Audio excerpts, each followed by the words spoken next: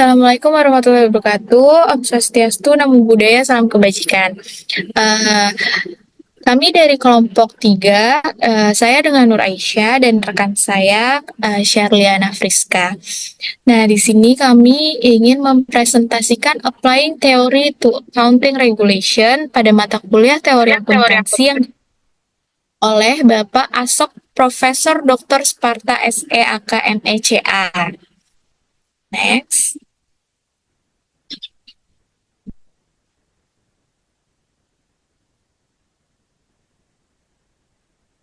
Nah, di sini tujuan pembelajaran dari chapter 3 ini yaitu untuk memahami teori ekonomi dan regulasi yang relevan untuk akuntansi.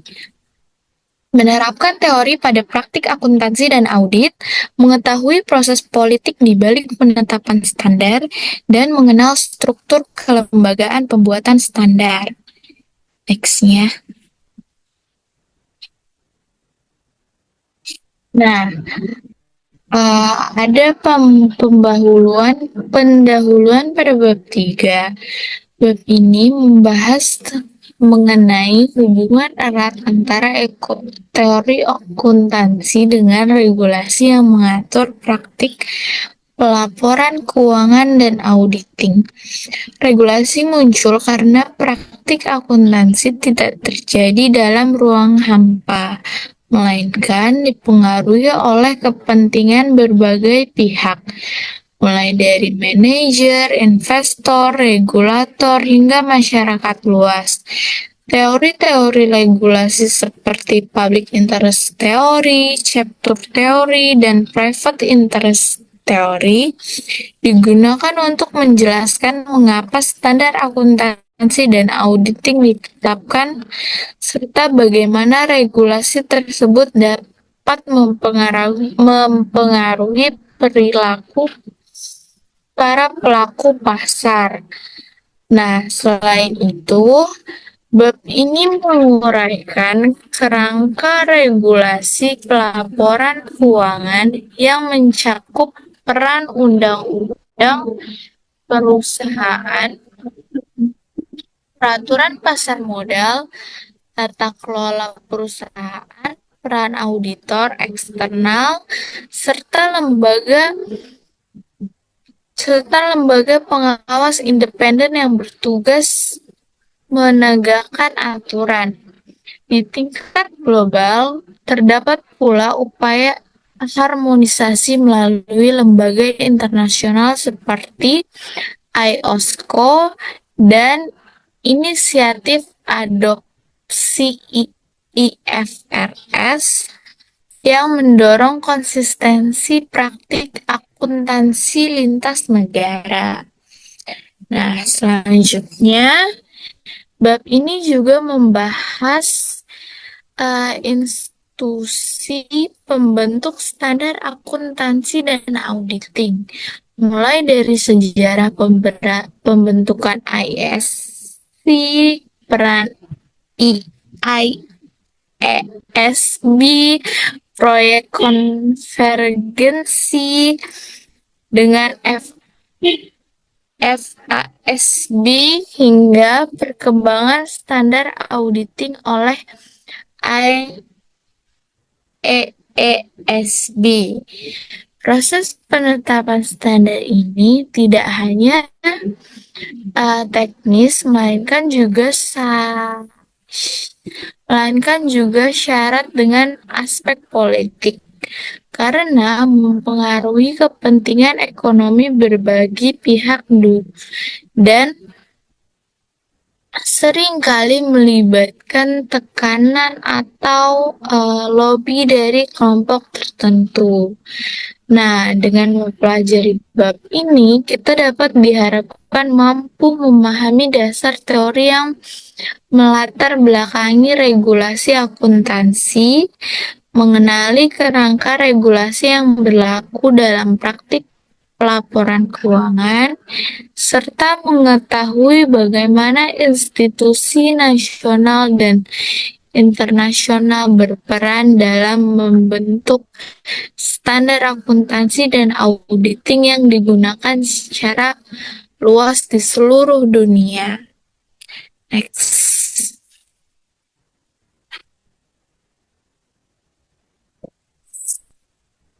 Nah, di sini ada teori ekonomi yang relevan. Yang pertama, ada Theory of Efficient Market, yaitu pasar bekerja optimal tanpa intervensi. Regulasi dibutuhkan untuk mencegah kegagalan pasar.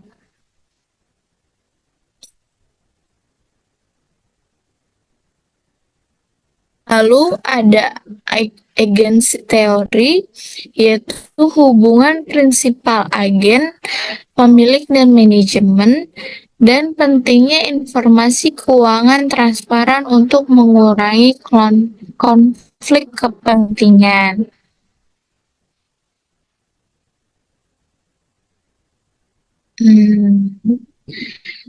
Nah, lalu di sini ada teori regulasi yaitu public interest theory. Nah, regulasi dibuat untuk melindungi kepentingan masyarakat luas. Muncul karena adanya kegagalan pasar, contohnya yaitu Sarbanes-Oxley Act pada tahun 2002 pasca skandal Enron dan WorldCom. Nah, menurut teori ini, regulasi ada karena mekanisme pasar gagal memberikan informasi yang andal dan memadai kepada publik. Contoh aplikasinya, ketika terjadi banyak skandal akuntansi, misalnya Enron dan WorldCom di Amerika Serikat atau HIH Insurance di Australia, pemerintah turun tangan dengan membuat aturan ketat agar investor kembali percaya pada laporan keuangan. Jadi, regulasi dipandang sebagai perlindungan publik.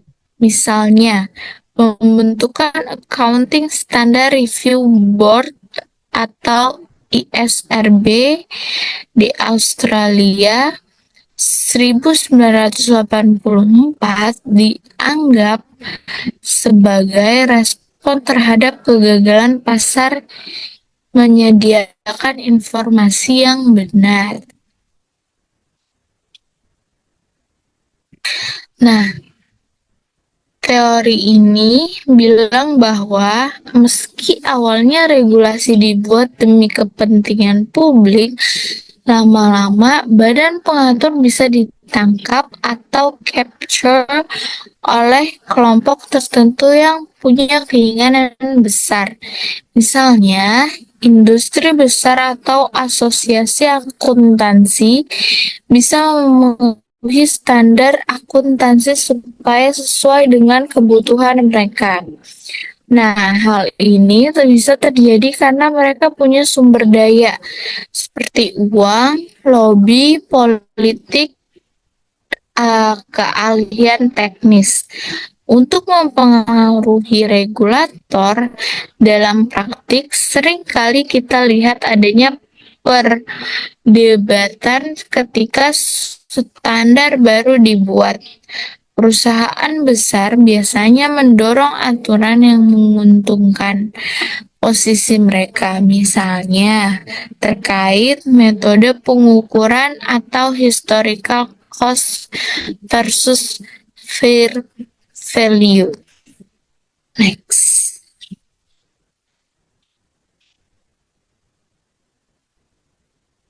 Lalu ada teori regulasi mengenai chapter teori.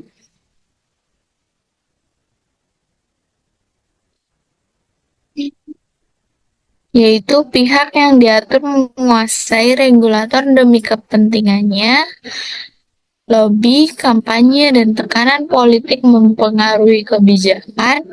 Regulasi cenderung menguntungkan industri tertentu.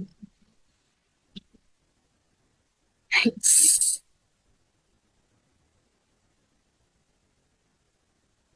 Nah, lalu ada private interest theory, yaitu pemerintah tidak netral, dipengaruhi kelompok berkekuatan politik. Regulasi mencerminkan kepentingan kelompok dominan, bukan publik secara keseluruhan. Nah, menurut teori ini, regulasi sebenarnya didorong oleh kelompok yang kuat untuk keuntungan pribadi, bukan untuk kepentingan publik. Dalam praktik ini bisa terlihat saat perusahaan atau kelompok industri melobi standar akuntansi agar mengurangi beban mereka. Misalnya, industri keuangan menentang beberapa aturan fair value karena dianggap membuat laporan keuangan terlihat lebih buruk saat krisis. Dengan kata lain, regulasi jadi alat transfer kekayaan dari pihak yang lemah, misalnya investor kecil, ke pihak yang kuat, yaitu perusahaan besar. Jadi, dalam praktik sehari-hari, kita bisa lihat kombinasi ketiga teori ini. Awalnya, aturan dibuat untuk publik, tapi dalam perjalanan bisa dipengaruhi oleh kelompok tertentu atau capture, atau bahkan didominasi oleh kepentingan kuat atau private interest. Next.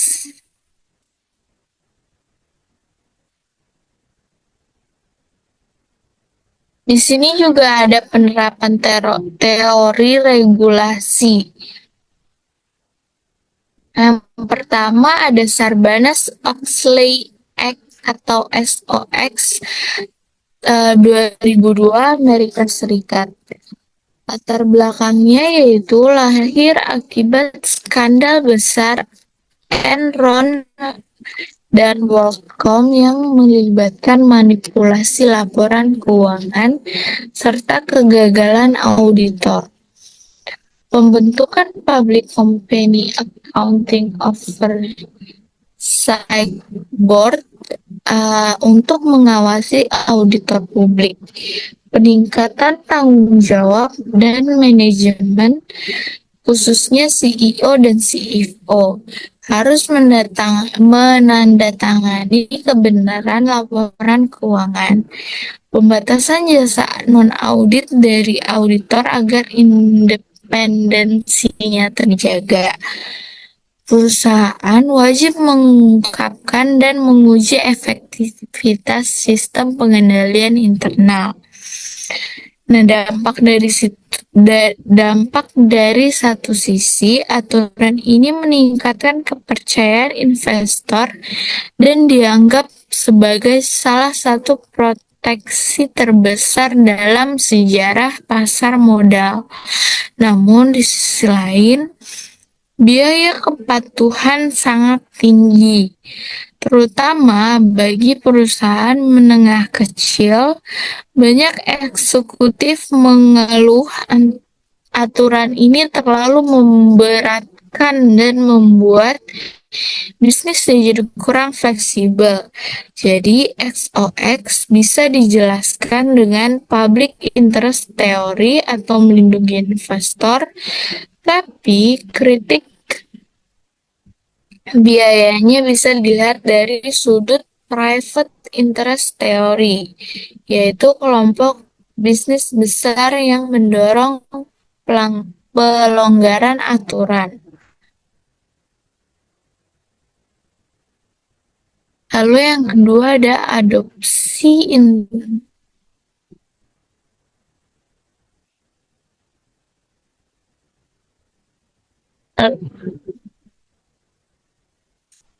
Nah, di sini ada proses politik dalam penetapan standar. Regulasi yaitu hasil kompromi berbagai kepentingan, lobby politik mempengaruhi isi dan waktu penerapan standar, dan standar leasing dan fair value yang mengalami penundaan karena tekanan industri.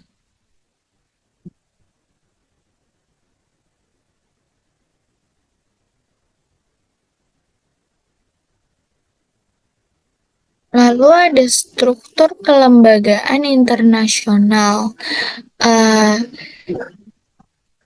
yaitu ada International Accounting Standard Board atau IASB,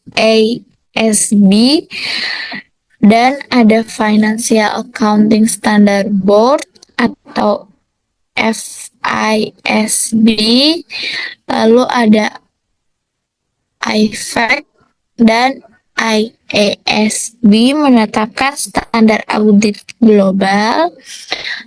Yang terakhir ada proyek konvergensi IFRS dan USGAAP untuk penyatuan standar internasional.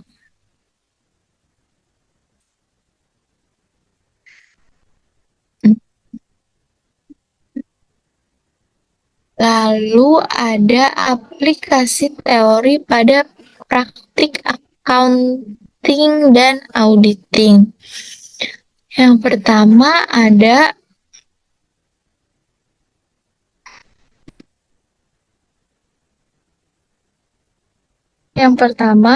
public interest theory atau teori kepentingan publik.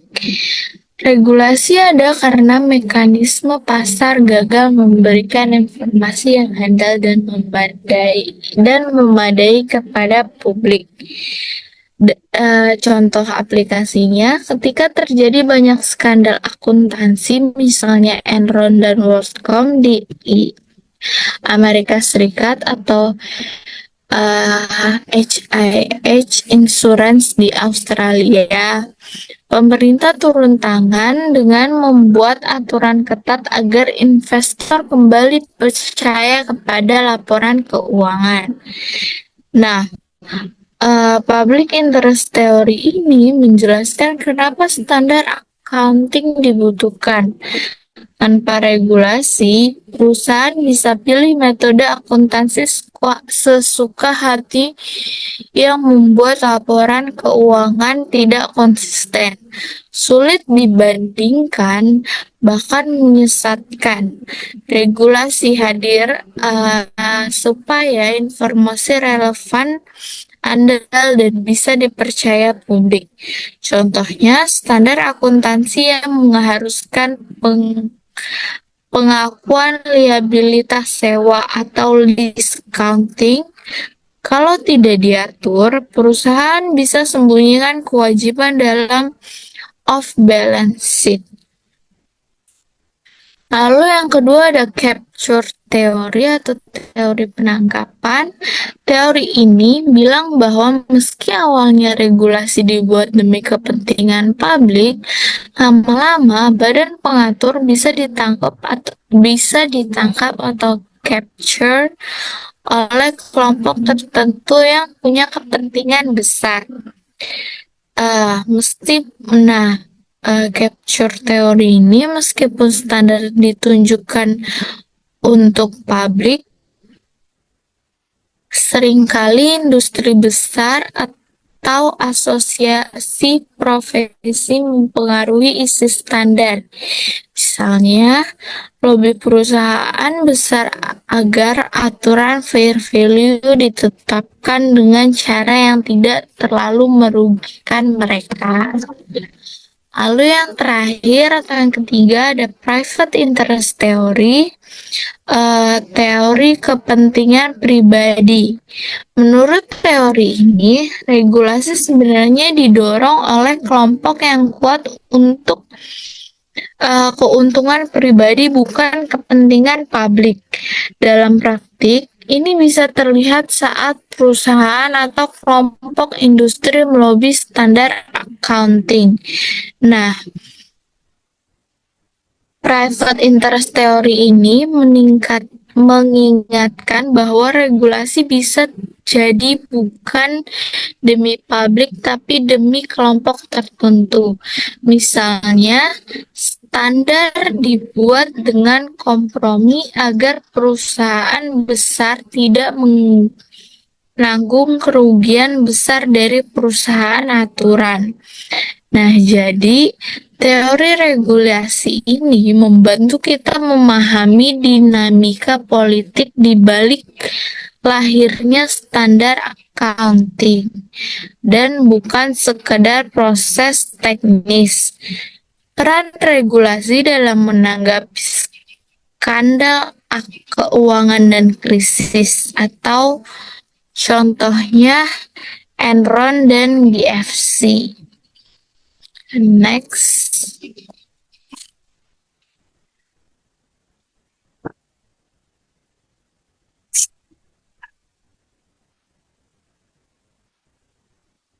Nah, di sini ada contoh kasus regulasi yaitu Sarbanes-Oxley Act atau SOX pada tahun 2002, Amerika Serikat.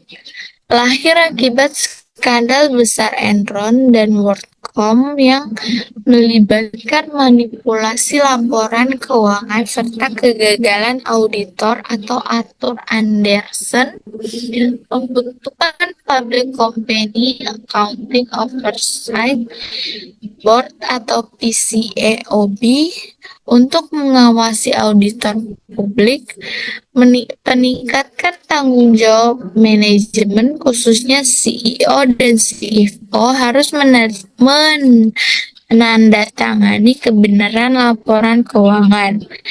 Pembatasan jasa non-audit dari auditor agar independensinya terjaga.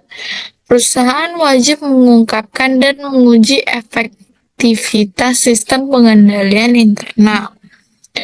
Lalu ada adopsi internal financial reporting standard atau IFRS. Banyak negara beralih ke IFRS untuk menyatukan standar pelaporan keuangan global. Tujuannya yaitu untuk meningkatkan transparansi, keterbandingan laporan antar negara, dan mempermudah investasi lintas batas. Kasus nyatanya yaitu ada di Uni Eropa. Semua perusahaan publik wajib pakai IFRS sejak 2005. Di Australia juga IFRS diadopsi penuh mulai tahun 2005. Next. Nah, bagaimana teori regulasi diterapkan pada praktik akuntansi dan audit?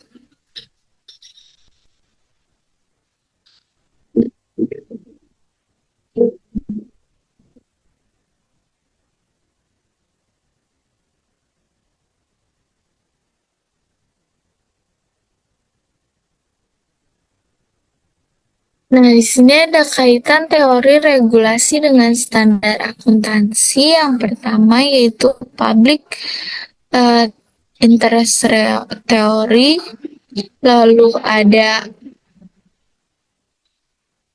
capture theory, dan private interest theory.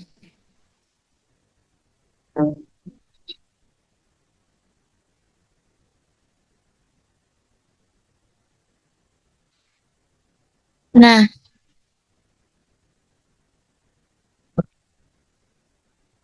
kalau untuk yang public interest theory ini menekankan bahwa auditor harus independen karena mereka bekerja untuk kepentingan publik, bukan hanya untuk klien. Contohnya, setelah skandal Enron, muncul aturan di SOX yang melarang auditor memberi jasa non-audit, misalnya konsultasi manajemen ke klien audit, supaya tidak terjadi konflik kepentingan. Lalu ada capture dan private interest. Dalam praktik, ada resiko auditor terlalu dekat dengan klien besar karena fee audit dan non-audit yang besar.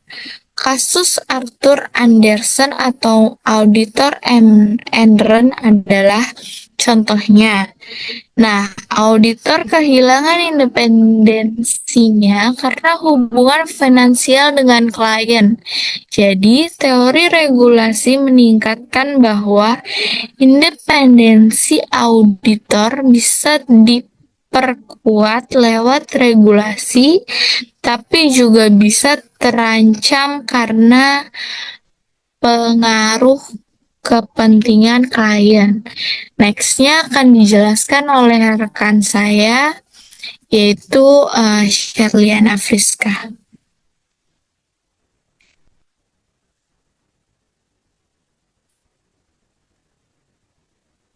Terima kasih. Selanjutnya akan menjelaskan tentang peran regulasi dalam mendekati skandal keuangan dan krisis. Di dalam kasus Enron dan WorldCom Amerika Serikat di awal 2000-an, itu terjadi manipulasi laporan keuangan besar-besaran. Si Enron misalnya pakai special purpose entities untuk sembunyikan utang. Akibatnya lahirlah Sarbanes-Oxley ACT 2002 atau disingkat SOX. Ini merupakan sebuah regulasi ketat untuk memperbaiki transparansi dan meningkatkan akuntabilitas manajemen serta auditor. Nah, kemudian dari sisi teorinya, public interest theory ini menganggap SOX merupakan langkah untuk melindungi investor. Sedangkan dari private interest theory, kritik ini muncul karena biaya kepatuhannya sangat tinggi sehingga membebani perusahaan menengah ke kecil. Kemudian untuk kasus global financial crisis di tahun 2007 sampai 2008, jadi banyak pihak yang menyalahkan fair value accounting karena dianggap memperburuk jatuhnya nilai aset. Regulator sempat menekan IASB dan FASB agar memberi kelonggaran dalam penerapan fair value. Kemudian dari sisi teori, awalnya standar fair value dibuat demi kepentingan publik atau transparansi harga pasar. Tapi ketika krisis muncul tekanan atau capture dari bank dan lembaga keuangan agar aturan itu dilonggarkan. Hal ini merupakan contoh nyata gimana sih teori regulasi bisa menjelaskan pergeseran kepentingan dalam situasi yang krisis. Jadi intinya regulasi ini sering muncul atau berubah sebagai respon terhadap skandal atau krisis. Kemudian dampak teori terhadap auditing yang pertama dari independensi auditor. Menurut public interest theory menekankan bahwa auditor harus independen karena mereka bekerja untuk kepentingan publik. Contohnya yang tadi skandal Enron. Muncul aturan di SOX yang melarang auditor memberi jasa non-audit. Kemudian kalau dari capture dan private interest, ada resiko auditor yang terlalu dekat sama klien karena ada fee audit dan non-audit yang besar. Kasus Arthur Andersen adalah contoh nyata. Auditor kehilangan independensinya karena hubungan finansial dengan klien. Jadi teori regulasi mengingatkan bahwa independensi auditor bisa diperkuat lewat regulasi. Kemudian ada oversight atau pengawasan. Kalau dari public interest theory tadi, audit ini butuh pengawasan eksternal supaya bisa dipercaya publik. Contohnya pembentukan PCAOB atau Public Company Accounting Oversight Board di Amerika Serikat setelah SOX. Ini mengawasi kualitas audit di firma besar atau Big Four yang sebelumnya hanya diawasi oleh profesi sendiri.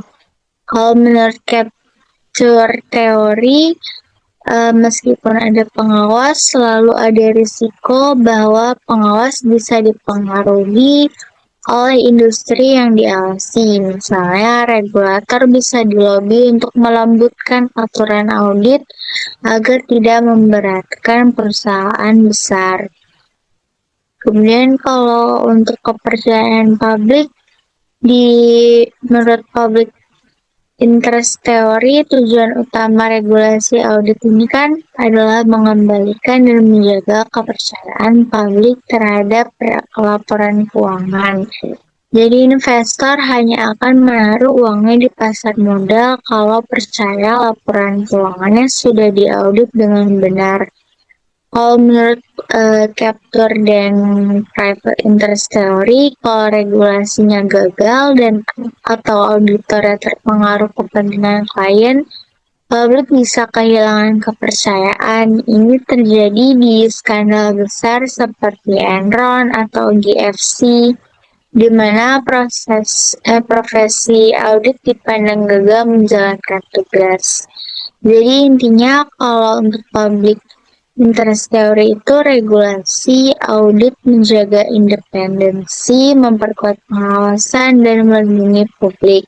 Kemudian kalau capture in teori, ada resiko profesi atau industri besar memengaruhi aturan audit untuk kepentingan mereka. Kalau dari private interest teori, regulasi audit kadang lebih menguntungkan kelompok tertentu, misalnya firma besar lebih mudah patuh dibanding firma kecil. Kalau untuk auditing pada akhirnya bukan cuma soal memeriksa angka, tapi juga soal fungsi sosial yang dimana memberi jaminan bahwa laporan keuangan itu bisa dipercaya. Regulasi yang lahir dari teori regulasi adalah alat untuk memastikan fungsi sosial ini berjalan. Kemudian peran regulasi dalam menanggapi skandal keuangan dan krisis.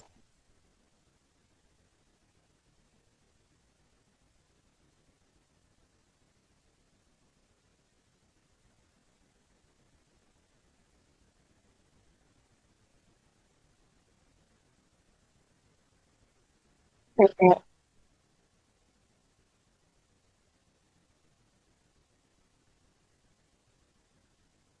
Iya betul.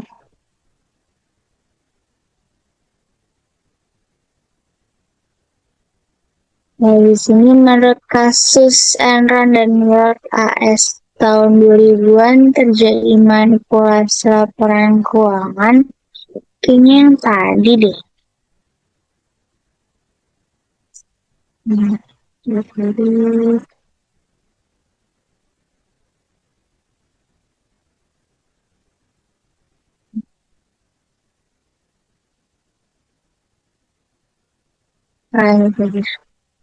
Kemudian selanjutnya kerangka regulasi pelaporan keuangan. Yang pertama ada persyaratan hukum menurut hukum perusahaan, pasar modal, dan pajak. Laporan keuangan itu diwajibkan oleh Undang-Undang Perusahaan, Aturan Pasar Modal, dan Peraturan Perpajakan. Direksi wajib menyusun laporan tahunan yang memberi gambaran benar dan adil. Perusahaan publik wajib melaporkan secara periodik ke regulator pasar modal. Laporan keuangan juga menjadi dasar perhitungan kewajiban pajak. Kemudian kerangka regulasi pelaporan keuangan pada dasarnya itu dimulai dari persyaratan hukum formal atau statutory requirement. Di banyak negara, perusahaan wajib menyusun laporan keuangan sesuai dengan ketentuan hukum perusahaan, aturan pasar modal, serta ketentuan perpajakan. Misalnya, Undang-Undang Persamaan mewajibkan direksi untuk menyusun laporan keuangan tahunan yang memberikan gambaran yang benar dan adil tentang posisi keuangan perusahaan. Pasar modal menuntut laporan keuangan periodik bagi perusahaan yang terdaftar di bursa agar si investor memiliki informasi yang memadai untuk membuat keputusan. Nah, di sisi lain, otoritas pajak juga memiliki kepentingan karena laporan keuangan digunakan sebagai dasar perhitungan kewajiban pajak. Dengan demikian, statutory requirement membentuk lapisan dasar yang memastikan laporan keuangan itu tersedia, teratur, dan sesuai aturan hukum. Kemudian yang kedua, tata kelola perusahaan, aturan wajib dan voluntary best practice codes. Nah, kalau aturan wajibnya itu komposisi dewan direksi, komite audit, pengungkapan remunerasi manajemen, itu kode praktik terbaik. Kalau menurut kode praktik terbaiknya adalah panduan transparansi, etika, akuntabilitas. Walaupun sukarela, kode praktik terbaik meningkatkan reputasi dan kepercayaan investor. Selain kewajiban hukum, kerangka regulasi pelaporan keuangan juga diperkuat dengan aturan tata kelola perusahaan atau corporate governance. Ada dua bentuk di sini. Yang bersifat sukarela yang tadi voluntary best practice codes. Aturan wajib biasanya mencakup hal-hal seperti komposisi dewan direksi, keberadaan komite audit, serta kewajiban mengungkapkan remunerasi manajemen. Sementara itu, kode sukarela lebih berupa panduan tentang bagaimana perusahaan sebaiknya mengelola transparansi, etika, dan akuntabilitas. Walaupun sukarela, kode praktik terbaik seringkali diadopsi secara luas karena dianggap meningkatkan reputasi dan kepercayaan investor. Corporate governance pada akhirnya melengkapi kerangka hukum dengan mendorong budaya akuntabilitas di dalam perusahaan. Kemudian yang ketiga ada peran auditor eksternal, yang dimana memberikan opini independen atas kewajiban laporan keuangan, kemudian menjaga agar manajemen tidak menyalahgunakan fleksibilitas standar. Auditor bertindak sebagai penjaga kepercayaan publik. Independensi auditor dijaga lewat pembatasan jasa non-audit. Auditor eksternal ini memegang peran penting dalam kerangka regulasi pelaporan keuangan. Jadi tugas mereka adalah memberikan opini independen mengenai apakah laporan keuangan perusahaan mencerminkan kondisi sebenarnya dan sesuai dengan standar akuntansi yang berlaku. Peran auditor di sini bukan hanya teknis, melainkan juga sosial. Jadi mereka bertindak sebagai penjaga kepercayaan publik. Auditor eksternal juga membantu memastikan manajemen tidak menyalahgunakan fleksibilitas standar akuntansi untuk kepentingan sendiri. Oleh karena itu, independensi auditor menjadi isu krusial dalam setiap kerangka regulasi. Setelah skandal-skandal besar regulasi seperti Sarbanes-Oxley memperketat peran auditor agar benar-benar independen, misalnya dengan membatasi jasa non-audit. Kemudian yang keempat, menegakkan hukum independen. Selain aturan dan auditor, dibutuhkan juga badan penegak independen dan memastikan kepatuhan. Di Amerika Serikat itu ada Securities and Exchange Commission atau SEC yang mengawasi pasar modal dan mewajibkan perusahaan publik mematuhi US GAAP atau IFRS jika diadopsi. Di Australia, fungsi ini dijalankan oleh Australian Securities and Investment Commission. Di Prancis ada beberapa negara Eropa. Pengawasan dilakukan oleh badan seperti AMF. Badan-badan ini tidak hanya menerima laporan, tetapi juga memiliki kekuatan hukum untuk menyelidiki, memberikan saksi, dan bahkan membawa kasus ke pengadilan jika perusahaan atau auditor terbukti melanggar aturan. Keberadaan enforcement bodies menjadi penting karena tanpa mekanisme penegakan, regulasi hanya akan berfungsi di atas kertas. Kemudian yang terakhir, koordinasi internasional.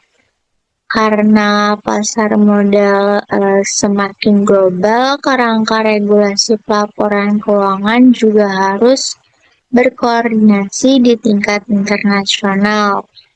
International Organization of Securities Commission berperan dalam menyelaraskan regulasi antar negara agar investor global bisa memiliki kepercayaan yang sama terhadap laporan keuangan.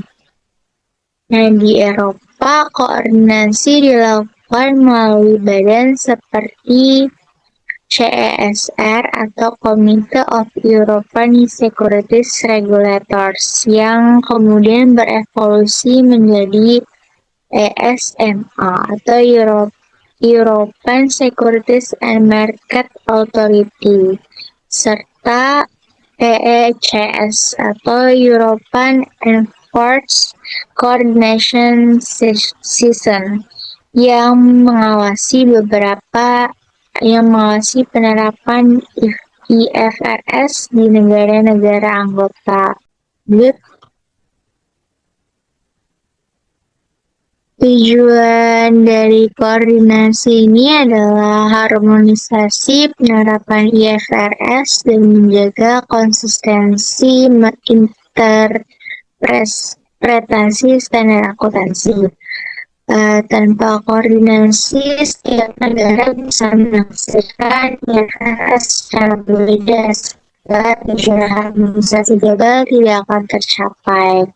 Kemudian kerangka regulasi pelaporan keuangan terbentuk dari kombinasi antara kewajiban hukum formal, praktik tata kelola perusahaan, peran pengawasan auditor, serta lembaga penegak independen. Semua itu kemudian diperkuat oleh koordinasi internasional untuk memastikan konsistensi dan transparansi lintas negara. Dengan demikian, regulasi pelaporan keuangan bukan sekedar aturan teknis, melainkan sistem yang kompleks untuk menjaga integritas pasar modal dan melindungi kepentingan publik. Kemudian struktur kelembagaan untuk menetapkan standar akuntansi dan audit. Yang pertama ada sejarah pembentukan standar.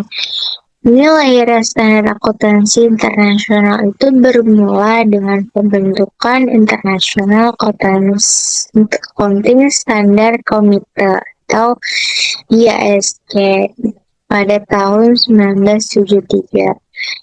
Nah, organisasi ini dibentuk oleh Asosiasi Profesi Akuntan dari 10 negara besar dengan tujuan utama menciptakan aturan pelaporan keuangan internasional. Di masa awal, standar yang dikeluarkan dikenal dengan International Accounting Standard atau IAS.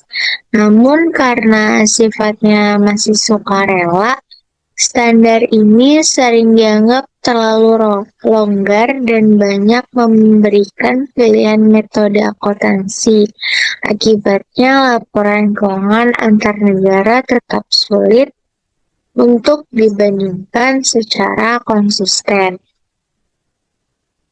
Kemudian memasuki di tahun 2001, IASC restrukturisasi atau diubah strukturnya menjadi International Accounting Standard Board atau IASB. Inilah tonggak baru dalam perkembangan standar internasional. IASB mulai menerbitkan International Financial Reporting Standards atau yang kita kenal sekarang dengan IFRS yang berbasis prinsip, bukan sekadar aturan detail. Restrukturisasi ini dilakukan untuk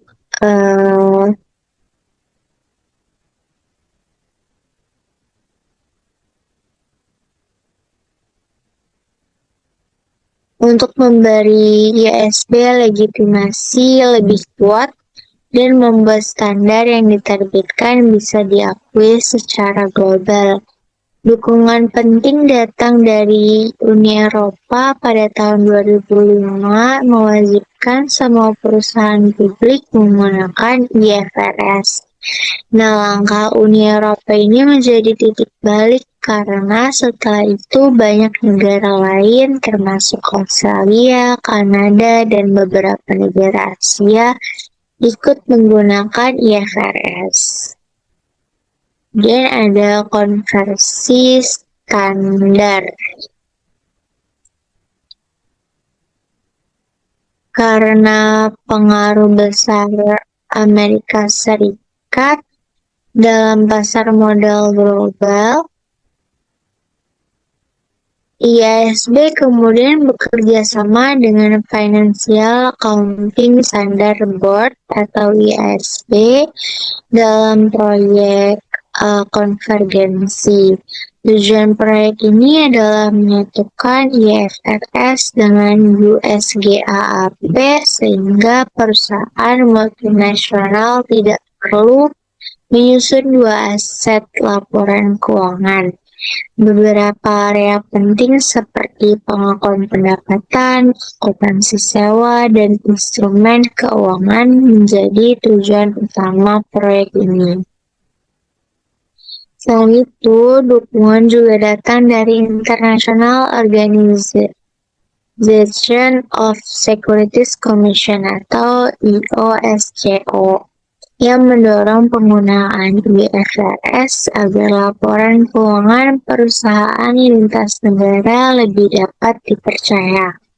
Dengan dukungan IOSCO dan Uni Eropa, posisi IASB semakin kuat sebagai badan penentu standar global. Konvergensi ini memperlihatkan bahwa standar akuntansi tidak hanya bersifat teknis, melainkan juga terikat erat dengan kepentingan politik dan ekonomi global.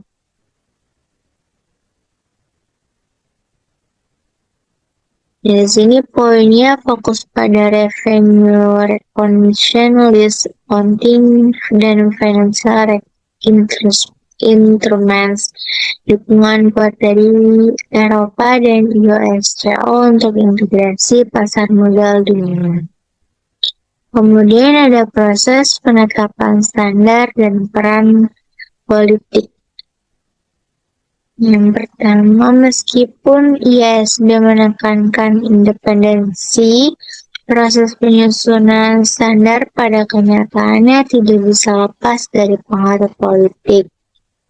Proses resminya dimulai dari identifikasi isu, riset, dan diskusi, penyusunan exposure draft yang kemudian dibuka untuk komentar publik, dan diakhiri dengan penerbitan standar final setelah voting anggota Dewan IASB. Namun dalam tahap-tahap ini lobi industri, pengaruh pemerintah, dan regulator sangat besar. Contohnya pada saat krisis keuangan global di tahun 2008, itu sektor perbankan menekankan IASB agar melonggarkan penerapan fair value accounting karena aturan ini dianggap memperparah kerugian yang dilaporkan. IASB akhirnya memberikan kelonggaran, menunjukkan bahwa meskipun standar akuntansi diharapkan bersifat netral, pada praktiknya standar juga merupakan hasil dari tarik-menarik kepentingan politik dan ekonomi. Di sini yang pertama itu kan tadi proses formal, ada identifikasi isu akuntansi, kemudian diskusi publik dan konsultasi dengan stakeholder, kemudian ada exposure draft diterbitkan untuk komentar publik, dan terakhir standar finalnya disahkan melalui voting oleh board IASB. Dan peran politiknya tadi, standar akuntansi masih sering dari hasil kompromi, misalnya perusahaan besar melobi agar aturan tertentu lebih lunak. Kemudian pemerintah dan regulator pasar modal juga punya pengaruh. Standar akuntansi berdampak besar ke stabilitas ekonomi.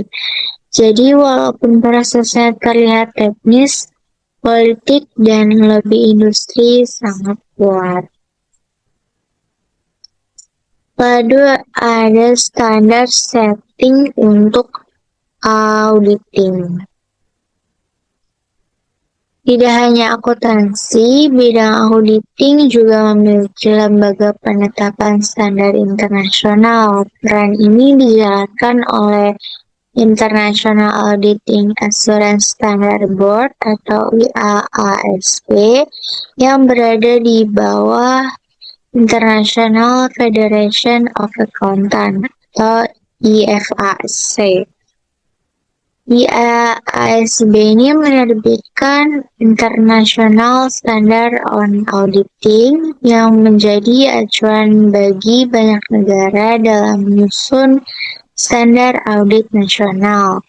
Tujuannya adalah untuk menjaga kualitas audit dan memperkuat kepercayaan publik terhadap laporan keuangan.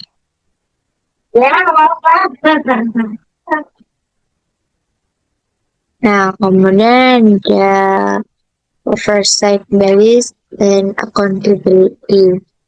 Namun sama halnya dengan akuntansi, proses ini juga diawasi oleh lembaga eksternal untuk menjamin akuntabilitas publik. Public Interest Oversight Board atau PIOB dibentuk untuk mengawasi kerja IASB, memastikan bahwa standar audit dibuat bukan hanya demi kepentingan profesi akuntan, tapi juga melayani kepentingan publik. Di tingkat nasional ada juga lembaga seperti Public Company Accounting Oversight Board di Amerika Serikat atau Financial Reporting Council di Inggris, dan Australia yang mengawasi langsung kualitas audit. Sini ada dua yang tadi, peran IASB sama oversight bodies dan public accountability. Supaya standar audit benar-benar dipercaya publik, proses penetapan standar audit juga diawasi oleh lembaga eksternal. Nah, dari dua ini, struktur kelembagaan dalam penyusunan standar akuntansi dan audit menunjukkan bahwa proses ini jauh lebih kompleks daripada sekedar keputusan teknis. Sejarah IASK dan IASB menunjukkan upaya global menuju harmonisasi standar. Proyek konvergensi IASB FASB dan dukungan Uni Eropa serta IOSCO tadi menguatkan posisi IFRS sebagai standar internasional saat ini. Namun, peran politik dan lobby industri dalam proses penyusunan standar tidak bisa diabaikan karena standar akuntansi dan audit menyentuh kepentingan ekonomi yang sangat luas. Pada sisi audit, IASB tadi dan lembaga pengawas seperti POB memastikan bahwa standar audit benar-benar menjaga independensi auditor dan melindungi kepentingan publik. Sini ada standar akuntansi dan audit di sektor publik.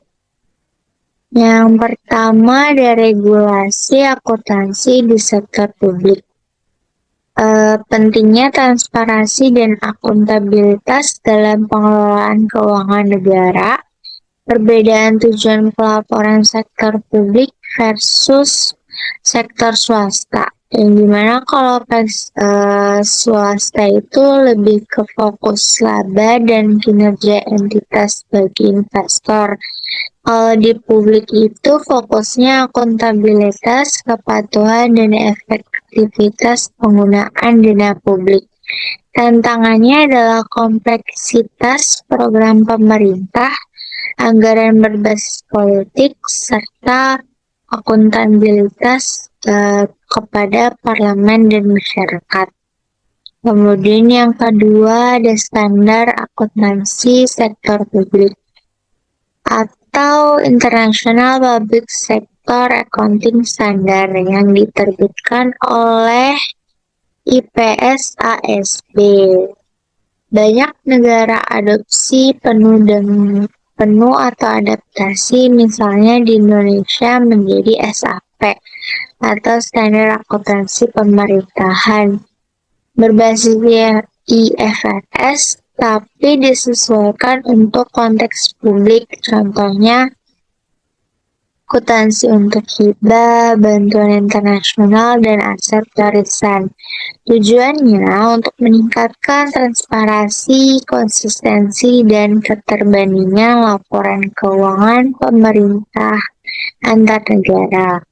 Yang ketiga ada audit di sektor publik, yang dimana dijalankan oleh Supreme Audit Institution atau SAI, misalnya itu BPK di Indonesia, terus National Audit Office di Inggris, kemudian ada Government Accountability Office di Amerika Serikat. Jenis audit sektor publik itu ada 3. Yang pertama ada audit keuangan, di mana mereka menilai kewajaran laporan keuangan pemerintah. Kemudian ada audit kepatuhan, di mana menilai kepatuhan pada hukum dan regulasi, dan audit kinerja menilai efisiensi, efektivitas, dan ekonomi penggunaan dana publik. Lalu standar yang digunakan itu menggunakan ISA atau International Standard on Auditing dari IAASB tadi dan International Standard of Supreme Audit Institution yang diterbitkan oleh Intosai khusus untuk sektor publik. Simpulan dari bab ini adalah teori regulasi menjelaskan mengapa aturan dalam akuntansi dan auditing dibutuhkan serta bagaimana aturan tersebut bekerja dalam praktik. Public interest theory menekankan bahwa regulasi dibuat untuk melindungi kepentingan publik dan memperbaiki kegagalan pasar. Sedangkan capture theory dan private interest theory mengingatkan bahwa dalam kenyataannya regulasi seringkali dipengaruhi oleh lobby industri atau kepentingan kelompok tertentu. Kerangka regulasi pelaporan keuangan kemudian dibangun melalui kombinasi kewajiban hukum perusahaan, aturan pasar modal, dan ketentuan perpajakan yang diperkuat dengan praktik tata kelola perusahaan. Peran auditor eksternal sebagai menjaga independensi dan kepercayaan publik, serta lembaga penegak independen seperti SEC, ASC, atau AMF agar harmonisasi tercapai di tingkat global. Koordinasi internasional dilakukan melalui organisasi seperti IOSCO dan lembaga regional di Eropa memastikan konsistensi penerapan IFRS. Kemudian di sisi lain, pembentukan standar akuntansi dan auditing memiliki struktur kelembagaan tersendiri.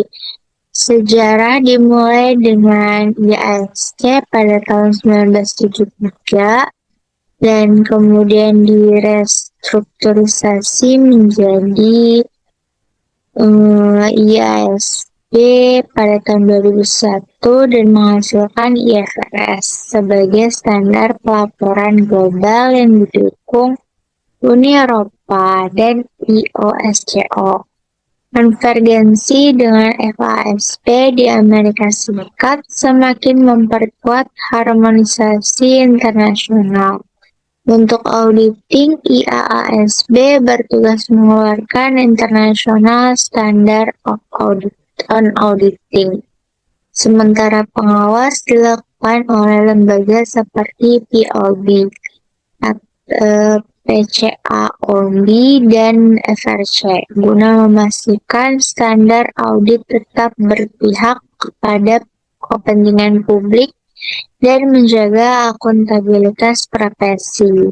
Dengan demikian, teori, kerangka regulasi, serta institusi pembentuk standar saling berkaitan dalam menciptakan sistem akuntansi dan auditing yang transparan, dapat dipercaya dan mampu melindungi kepentingan publik dalam skala nasional maupun global. Sekian, terima kasih presentasi dari kelompok 3. Saya Sharliana Fiska dan Nur Aisyah mengucapkan terima kasih kepada Bapak Sparta yang sudah memberikan kesempatan untuk kami dapat menjelaskan materi kali ini. Kurang lebihnya mohon maaf. Wassalamualaikum warahmatullahi wabarakatuh.